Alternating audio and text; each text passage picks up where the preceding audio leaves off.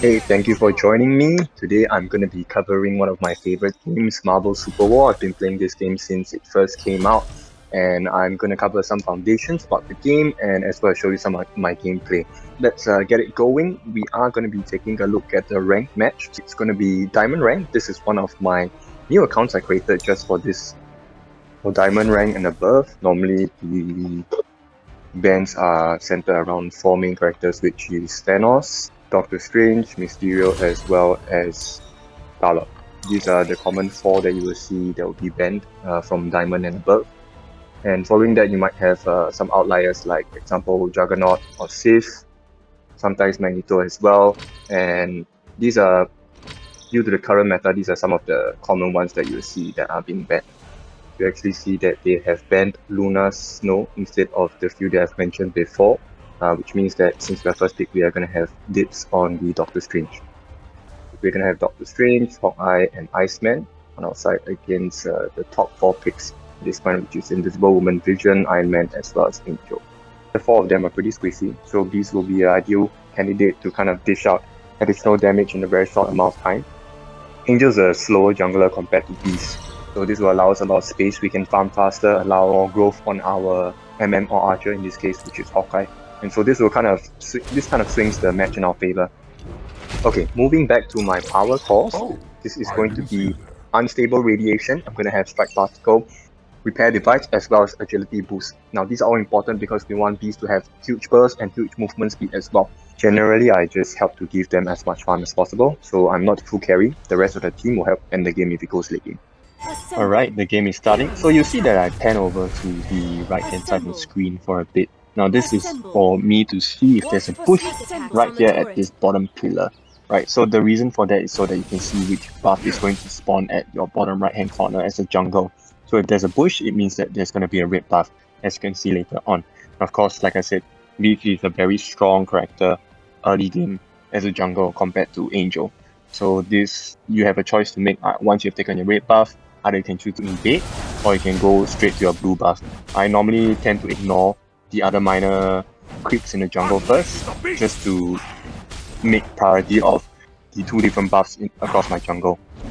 So you can see that I'm already making my way across, and now because I get the jungle early, I have scouted to see if he has taken any of his buffs yet. So this is one critical mistake that the Angel has made, which is to use his jungle talent not on the jungle creep that has the buff.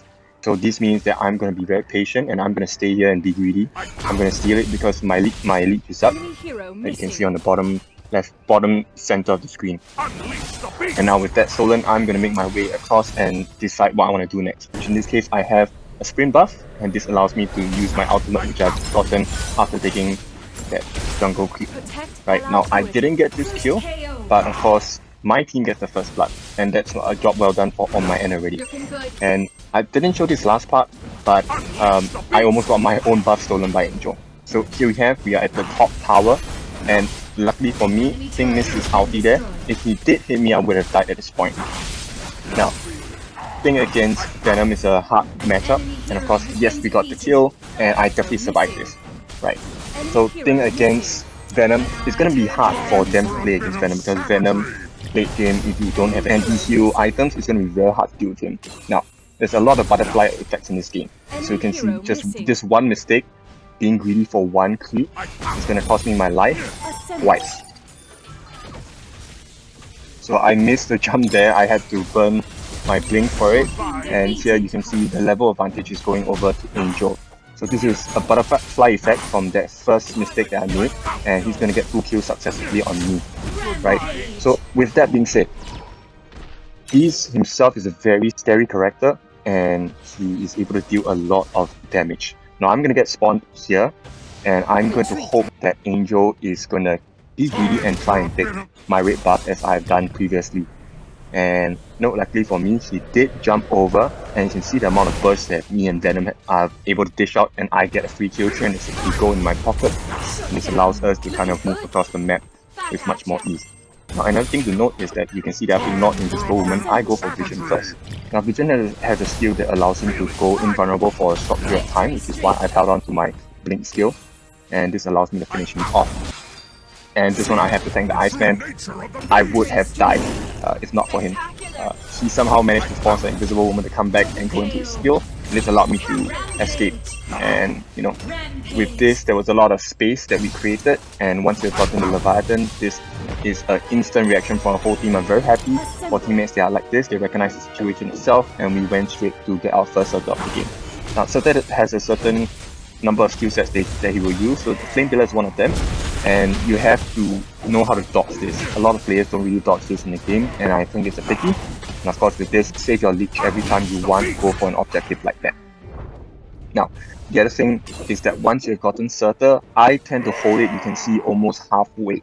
Right? I don't like to just immediately summon it. And the placement of the Surtur matters as well.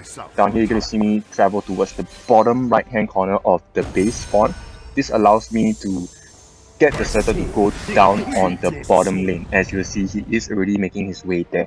Right, of course that also means if you put it at the top, he'll go to the top lane, you put it in the center, he'll go to the mid lane. Now, after I've gotten this blue buff along the shield, this is one of the best plays I made during this game. I can see that the rest of them are low at the top. So what I'm going to do here is going to get the squishies first. And notice I didn't pop my shield all the way until the second last part of the fight, which allowed me to kind of kill off a lot of the carries in the game, the support, and this only leaves 2 members of the opponent team. Now, the thing against Venom matchup, you can see how scary Venom is. If you have no stuns, you have no anti-heal, it's really hard to deal with him. The longer the fight goes, Venom will always come out on top unless you have huge amount of burst, which Pink Journey doesn't. And you can see he's just gonna lifesteal all the way up and get the kill for himself. Whole team pretty happy, and this is the game-winning play here. We got the Surtur. I just sped it up for some time, and I definitely didn't die in that. So because of that death, we managed to make them have huge team fights that went in our favor, and this allowed us to kind of close the game off. Yep, so you can see I didn't really carry this game, but I allowed and gave them a lot of room to grow. And at this point, my Hawkeye was the MVP, almost the MVP. He was one of the highest damage dealers in the game. The real MVP later you see in this game is going to be Venom. So Venom did a really good job keeping the thing in lane, and he kept in there and allowed us to have a lot of space around the map to kind of farm. So like I said, this is the diamond rank, and this was yeah, you can see MVP on the Venom, 80 and 10, no deaths at all, and he really helped carry the rest of the team. I just gave them the space to grow. That's it. Thanks for watching. Subscribe and like this if you like what you have seen, and I will share more videos about other characters in time to come as well.